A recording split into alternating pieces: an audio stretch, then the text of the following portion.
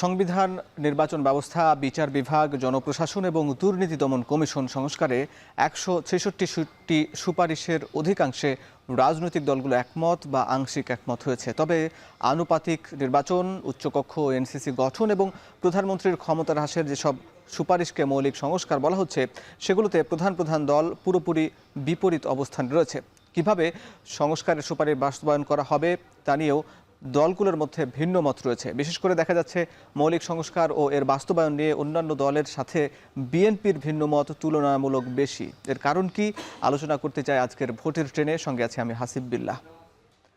দর্শক, শুরুতেই দেখে নিতে চাই মৌলিক সংস্কারে রাজনৈতিক দলগুলো এখনও একমত হতে পারেনি, সেই বিষয়গুলো নিয়ে আলোচনা করব। আমরা একটু দেখে নিতে চাই কোন কোন বিষয়গুলো এখন পর্যন্ত মত এবং দ্বিমত রয়েছে, কোন দলের কি অবস্থান। কমিশনের যে প্রস্তাবগুলো, এর মধ্যে প্রধানমন্ত্রী দুইবার এর পক্ষে, বিএনপি না, জামাত হ্যাঁ বলেছে এবং এনসিপির এর পক্ষে অবস্থান নিয়েছে। এবং একই সঙ্গে নির্বাচন পদ্ধতি, যেটি বিদ্যমান পদ্ধতি আছে সেটিতে বিএনপি সমর্থন করেছে, জামাত সংখ্যানুপাতিক পদ্ধতিতে সমর্থন করেছে এবং এনসিপিও বিদ্যমান পদ্ধতির মতামত দিয়েছে।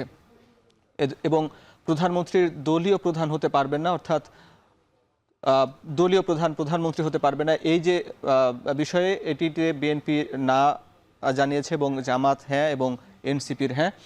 প্রধানমন্ত্রীর সংসদ নেতা হতে পারবেন না, সেখানেও বিএনপির না, জামাত না এবং এনসিপির হ্যাঁ। এছাড়া সংখ্যানুপাতিক উচ্চকক্ষ, সেখানে বিএনপির না, জামাত হ্যাঁ, এনসিপির হ্যাঁ। অর্থাৎ আমরা এখানেও দেখতে পাচ্ছি এছাড়া আরও বেশ কিছু, বিশেষ করে এনসিসি গঠন সহ আজ প্রধানমন্ত্রীর ক্ষমতা বা প্রধানমন্ত্রীর ক্ষমতার ভারসাম্য কমানো সহ বেশ কিছু ইস্যুতে বিএনপি এবং অন্যান্য রাজনৈতিক দলগুলোর মধ্যে বিরোধ রয়েছে। আমরা এসব নিয়ে আলাপ করতে চাই। আজ ভোটের ট্রেনে আলোচনায় যুক্ত আছেন বিএনপির বিজ্ঞান ও প্রযুক্তি বিষয়ক সহ সম্পাদক প্রকৌশলী আশরাফ উদ্দিন বকুল। স্বাগত বকুল ভাই। আপনার কাছে আমরা দেখছিলাম যে ঐকমত্য কমিশনের যে প্রথম দফার বৈঠক শেষ হয়েছে এবং সেখানে তারা যেসব দল এর সব একমতে পৌঁছাতে পারেনি সেগুলো বলছিল, যেখানে মৌলিক সংস্কারগুলোতে বিএনপির বেশিরভাগ বা অনেক বিষয়ে তারা ভিন্ন মত পোষণ করেছে। আমার প্রশ্ন হচ্ছে, অন্যান্য রাজনৈতিক দল বিশেষ করে জামাত, এনসিপি বেশ কিছু বিষয়ে একমত হলেও বিএনপি সেখানে ভিন্ন মত কেন?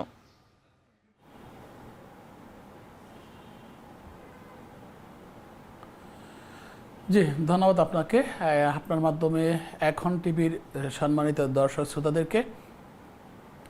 আসলে দেশে একটা বৈষম্যবিরোধী ছাত্র আন্দোলন এবং ছাত্র জনতার বিপ্লবের মধ্য দিয়ে যে আমরা দ্বিতীয় একটা স্বাধীন পরিবেশ পেয়েছি, তার মধ্য থেকে আজকে কিন্তু সংস্কারের কথা এসেছে। বিভিন্ন ডিপার্টমেন্টের, সরকারের, নির্বাচনের এবং বিভিন্ন দায়িত্ব থেকে। আমার কথা হলো যেই সংস্কারগুলো আপনি এখন করলে হয়তোবা সাংবিধানিক সমস্যার সৃষ্টি হবে, সেই সংস্কারগুলো না করে আমরা যদি মিনিমাম সংস্কার করে যদি আমরা নির্বাচনের দিকে যাই, তাহলে হয়তোবা দেশে যে বর্তমান একটা খারাপ পরিবেশ সৃষ্টি হয়েছে, বিশেষ করে আইন শৃঙ্খলা, প্রশাসনিক এবং আন্তর্জাতিক, সেই সমস্যাগুলো আমরা কাটিয়ে উঠে অর্থনৈতিক একটা সুন্দর একটা পরিবেশ সৃষ্টি করতে পারি। আমরা যে সংস্কারগুলো চাচ্ছি, সেই সংস্কারগুলো হয়তোবা সময়ের তাগিদে কোনো সংস্কার কিন্তু আবার হতে পারে এবং সংস্কার একটা চলমান প্রক্রিয়া। আমরা কিন্তু সংস্কার নিয়ে যদি সারা বছরই আমরা সময় ক্ষেপণ করি, এই কালক্ষেপণের মাধ্যমে আপনি দেখেন আজকে যখন তখন ছিনতাই হচ্ছে, গোলাগুলি হচ্ছে, মারা হচ্ছে, লোকজন মৃত্যুবরণ করছে, বিভিন্ন পরিবেশে দেখছি, বিভিন্ন বাজারে, ঘাটে, হাটে, সর্বত্র মব জাস্টিস হচ্ছে। তার মানেটা কি? আমরা আইন শৃঙ্খলা রক্ষাকারী বাহিনী এবং আইন শৃঙ্খলার পরিবেশটা যে আমাদের আরও ভালো করা দরকার বা জনগণের ইচ্ছানুরূপ করা দরকার, সেটা কিন্তু আমরা করতে পারিনি, আমাদের এই সরকার করতে পারেনি। আমরা এই সরকারকে সমর্থন দিয়েছি মানুষের আশানুরূপ একটা সুন্দর পরিবেশ সৃষ্টি করার জন্য। কিন্তু আজকে সংস্কার করতে করতে যদি আপনি এমনভাবে সংস্কার করেন, সংস্কার কিন্তু শেষ নেই। সংস্কার কিন্তু আপনি অনেক সংস্কার করতে পারবেন, একটার পর একটা সংস্কার চলতে থাকবে। কাজে আমি মনে করি মিনিমাম সংস্কারগুলো করে যদি নির্বাচনের দিকে যাই, তাহলে হয়তো আমরা এই সময়টাকে কমায় নিয়ে আসতে পারি। আমাদের যে গ্যাপ যত বাড়বে তত কিন্তু অশান্তির সৃষ্টি হবে, তত কিন্তু এই দেশের মানুষ ইন্ডাস্ট্রিয়ালাইজেশন করছে না, এদেশের মানুষ কিন্তু বিজনেস এক্সপান্ড করছে না, বিদেশে বিনিয়োগ তো আসবে দূরের কথা, নিজেরাই কিন্তু এক্সপানশনে যাচ্ছে না। তার মানে কি বেকারত্ব বাড়ছে, ঘরে ঘরে চাকরি যেখানে পাওয়ার কথা সেখানে ঘরে ঘরে বেকার হচ্ছে, ছাঁটাই হচ্ছে। যদি আপনি এই যে এই সরকারের এই ব্যর্থতার দিকগুলো উল্লেখ করলেন, এখানে আসলে রাজনৈতিক দলগুলো কতটা দায়ী? কারণ আমরা দেখি যে বিভিন্ন রাজনৈতিক দল তারা নিজেদের সুবিধার জন্য বিভিন্ন পদপদবি বাগিয়েছে, সেখানে সব ধরনের রাজনৈতিক দল রয়েছে। সেখানে বিএনপি যেহেতু বড় রাজনৈতিক দল, সেখানেও দেখা যাচ্ছে বিভিন্ন জায়গায় বিএনপির নেতাকর্মীদের অবস্থান রয়েছে এবং একই সঙ্গে তারাও কি সরকারকে সহযোগিতা করছে কিনা। আমরা দেখেছি যে এই সম্প্রতি যে অস্থিরতা তৈরি হলো, এটি কি রাজনৈতিক দলগুলোর অসহযোগিতার কারণে নয় কি? বিএনপিও তো এখানে বড় রাজনৈতিক দল, বিএনপি কতটা সহযোগিতা করছে সরকারকে?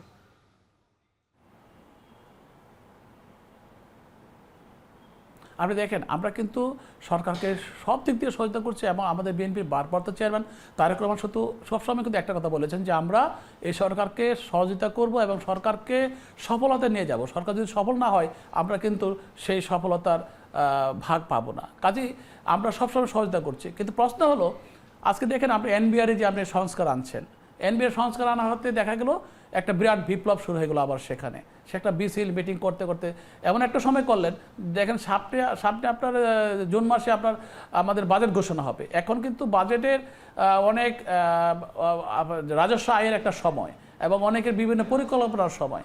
আর এই সময় কিন্তু দেখা গেছে যে তাদেরকে আন্দোলন করতে হচ্ছে। আমার কথা হলো, সংস্কার যদি আপনি সবই একসাথে করে ফেলেন আর ওইটা ঠেলা তো সামলাতে পারবেন না। কাজে আপনাকে বুঝতে হবে যে কতটুকু সংস্কার করা যায়। আবার অনেক সংস্কার আমরা করতে পারি ক্ষমতা থেকে, ক্ষমতার বাইরে থেকে সম্ভবটা। আজকে যে সরকার আছে, যদি ভোটের নির্বাচিত সরকার থাকতো তাহলে এই সরকার কিন্তু বিদেশি ইনভেস্টর আনতে গিয়েও, বিদেশি সহযোগিতা আনতে গিয়েও কিন্তু অনেক ভালো করতে পারতো, কিন্তু সেটা পারছে না। আমি যে কথাটা বলতে চাচ্ছি যে আমাদের সংস্কার দরকার আছে সময়ের তাগিদে, মানুষের প্রয়োজনে এবং জনগণের কল্যাণে। যেসব সংস্কারগুলো দরকার সেই সংস্কারগুলো কিন্তু চলমান প্রক্রিয়া মানে হতে থাকবে। আজকে যে কথাগুলো বলা হচ্ছে যে একজন প্রাইম মিনিস্টার দলের প্রধান হতে পারবে না বা সংসদ প্রধান হতে পারবে না, আসলে এই জিনিসগুলো কিন্তু সময়ের পরিবর্তে কিন্তু বলে দেবে কখন কি করতে হবে। আর হঠাৎ করে যদি এইগুলো সংস্কার করতে যান, ধরেন এক দল চাইবো আরেক দল চাইবো না, তার মানে কি আপনি কালক্ষেপণ করবেন? আমরা কিন্তু আগেতেই বলে আসছি যে সংস্কার একটা চলমান প্রক্রিয়া, সংস্কার একটার পর একটা হতে থাকবে। যদি কখনো মনে করা হয় বা জনগণ চায় যে না এই 3টা পদে 3 জন থাকবে, আমার কিন্তু একটা নেতৃত্ব শূন্যতা আসছে, এখন 3 জায়গায় 3 জন লোককে সেট করতে গেলে কিন্তু অনেক ধরনের মানে পরিকল্পনা করে অনেক সময় পার করে এগুলো সেটিং করতে হয়। কাজে আমি মনে করি যদি জনগণের চাওয়া থাকে বা পাওয়ার থাকে, সময়ের তাগিদে হয়তো বা দলগুলো সে সিদ্ধান্ত নিতে পারে। কিন্তু হঠাৎ করে যদি আমি অনেক সংস্কার চাপিয়ে দিই এনবিআর এর মতো এবং প্রধানমন্ত্রী, অনেক সংস্কার যেমন দরকার নয়, ঠিক একই সঙ্গে মৌলিক সংস্কারগুলো প্রয়োজন, সেখানেও আবার রাজনৈতিক দলগুলোর একমত হবার প্রয়োজন। আপনার সঙ্গে যুক্ত হব, আপনি যুক্ত থাকুন। দর্শক, ভোটে টেনে নিচ্ছি একটা বিরতি, ফিরছি একটু পরেই।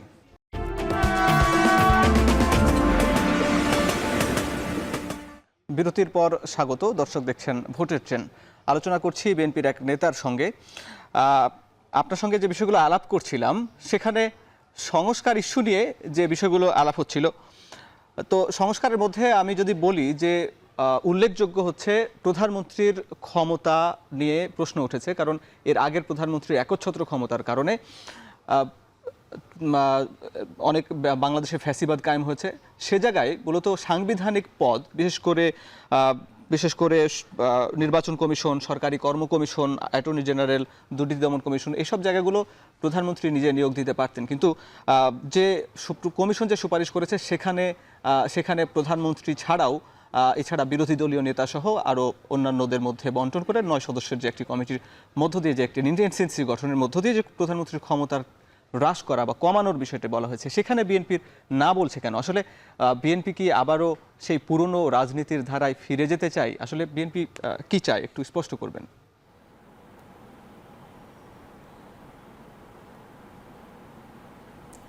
আসলে আপনার কাছে আমি একটা জিনিস ক্লিয়ার করি, কেউ যদি চুরি করে আমাকে চুরি করতে হবে এটা কোনো কথা না। কেউ যদি ডাকাতি করে আমি ডাকাত হব সেটা কিন্তু কোনো যুক্তি না। কেউ ফেসিবাদ হয়েছে, স্বৈরাচার হয়েছে, আমি স্বৈরাচার ফেসিবাদ হব এটা কোনো যুক্তি না।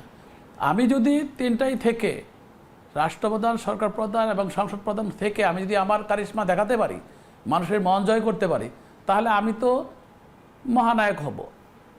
শহীদ প্রেসিডেন্ট জিয়াউর রহমান করেননি, দেশনেত্রী বেগম খালেদা জিয়া করেননি।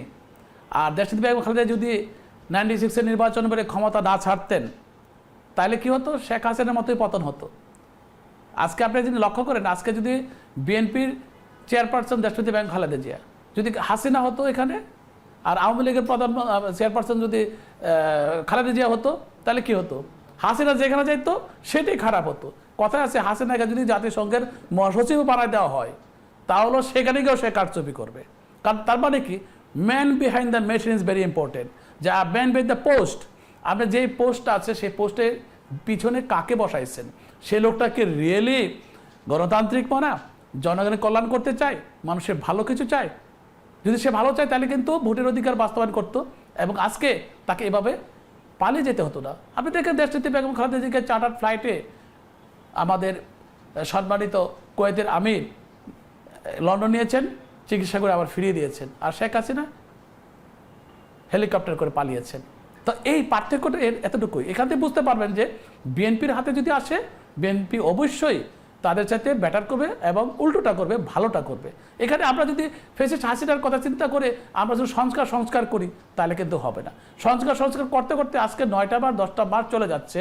ইলেকশন যদি আগামী ডিসেম্বরও হয়, তাহলে বুঝতে হবে যে আমরা প্রায় 2 বছরের কাছাকাছি সময় কিন্তু আমরা নষ্ট করে ফেললাম। কেন? সংস্কার তো চলমান প্রক্রিয়া। আপনি একটা লক্ষ্য করেন, আপনি সংস্কার করলেন, সব কিছু করলেন, যে সংস্কারগুলো করা আছে, যে আইনগুলো করা আছে, সেখানে হাসিনা যদি সেটাই মানতো, তাহলে কিন্তু তাকে আজকে পালাতে হতো না। আজকে বিএনপি যেভাবে একটা লোককে বহিষ্কার করে, যেভাবে তাকে শাস্তি দেয়, যেভাবে সরাসরি বলে যে অন্যায় করলে তাকে ধরে পুলিশে দেন, এই কথা তো হাসিনা বলেনি। হাসিনা সবসময় অন্যায়কারীকে প্রশ্রয় দিয়েছে। শিল মারতে পেরেছে যে তাকে সে প্রশ্রয় দিয়েছে, খুন গুম যে করতে পারছে তাকে প্রশ্রয় দিয়েছে, বিএনপিকে মারতে পেরেছে তাকে প্রশ্রয় দিয়েছে। কিন্তু বিএনপি তো সে রাজনীতি করে না। তাহলে হাসিনার সেই অপকর্ম নিয়ে আপনি ভবিষ্যৎ চিন্তা করবেন, এটা অবান্তর। এটা একমাত্র কি জানেন, আমি কিন্তু 5ই অগাস্টের পরে 3 মাস পরে একটা সাক্ষাৎকার একটা টিভিতে বলছিলাম যে মুখে মুখে সংস্কার, অন্তরে যদি থাকে স্বৈরাচার, তাহলে এদেশে সংস্কারও হবে না, এদেশে সুন্দর পরিবেশের সৃষ্টি হবে না। কাজেই আপনি লক্ষ্য করুন, এখন সময় এসেছে যারা সংস্কারবাদী, যারা সংস্কার করতে চায়, তাদেরকে সংস্কার করতে হবে। কারণ তাদের মধ্যে থেকে অনেকে আছে যারা কিনা প্রবাসী, তারা দেশের জন্য চিন্তা করেন। এখানে প্রায় 17 জন আছে তারা প্রবাসী, তারা বাংলাদেশের নাগরিক, আবার আমেরিকার, কানাডা, সুইজারল্যান্ড, নর্থ অনেক দেশের নাগরিক। তারা বাংলাদেশে এত চিন্তা নেই। তারা খালি সংস্কার করতে করতে কাল খাবার করে মাসের পর বার, বছর পর বছর পার করতে পারলে তাদের বেতন। আপনার বিষয়টা আমরা বুঝেছি, আপনি আরো যুক্ত থাকুন, আমরা এ নিয়ে পরে আরো আলাপ করব। দর্শক, ভোটে টেনে নিচ্ছি আরো একটা বিরতি, ফিরছি একটু পরে।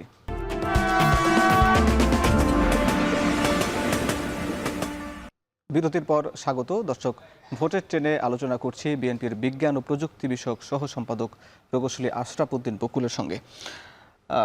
সংস্কার নিয়ে তো অনেক আলাপ হলো, নির্বাচন নিয়ে আপনি বলছিলেন। এখানে আজকেও বিএনপি নেতারা একটি সংবাদ সম্মেলনে বলেছেন যে তিনি হতাশা প্রকাশ করেছেন এই ডিসেম্বরের মধ্যে নির্বাচন এর যদি না আগায়। এই যে অন্যান্য রাজনৈতিক দলগুলো কিন্তু ফেব্রুয়ারির মধ্যে নির্বাচন চায়, আবার সরকার বলছে জুনের মধ্যেই তারা নির্বাচন করবে, এটি প্রতিশ্রুতি দিচ্ছে, অঙ্গীকার করছে। তাহলে 2-3 মাস বেশি বৃদ্ধি পেলে বিএনপির বা দেশের কি এমন ক্ষতি হয়ে যাচ্ছে? বিএনপি শুধু ডিসেম্বরের মধ্যে পড়ে আছে কেন?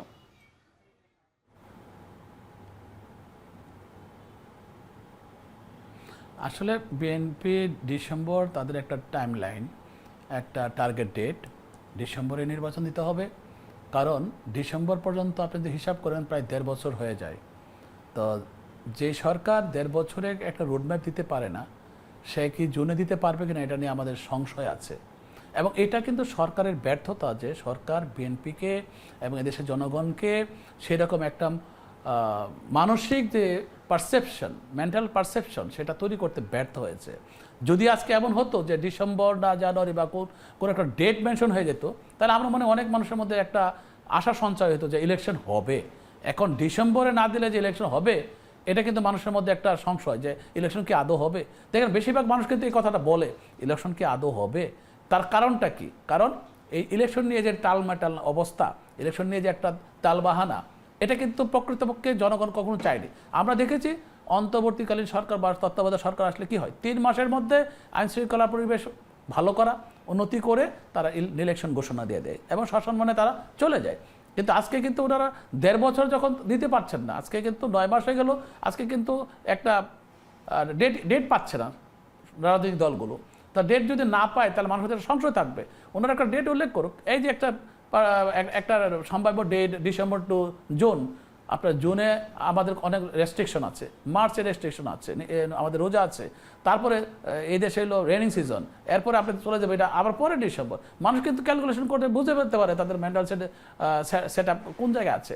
আমার কথা হলো যে এত সব কিছু চিন্তা করার দরকার কি? আপনি ডিসেম্বর দিতে আপনার সমস্যাটা কোথায় সেটা আপনি খুলে বলুন না।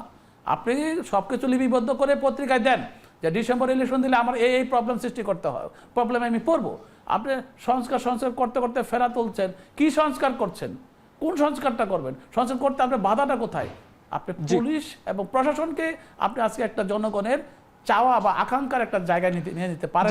জনগণের আকাঙ্ক্ষার কথা বলছিলেন, আপনাকে ধন্যবাদ জানিয়ে আপনাকে থামাতে হচ্ছে। জনগণের আকাঙ্ক্ষা এও আছে একটি সুষ্ঠু সংস্কার মধ্যে নতুন বাংলাদেশ প্রতিষ্ঠা করার, যেখানে আসলে কেউ যেন ফ্যাসিবাদী আচরণ করতে না পারে। আমাদের এই অনুষ্ঠানটা আজকের মতো শেষ করতে হচ্ছে। আপনি যুক্ত ছিলেন, আপনাকে অনেক ধন্যবাদ। দর্শক যারা এতক্ষণ দেখলেন সবাইকে ধন্যবাদ জানিয়ে শেষ করছি ভোটের ট্রেন।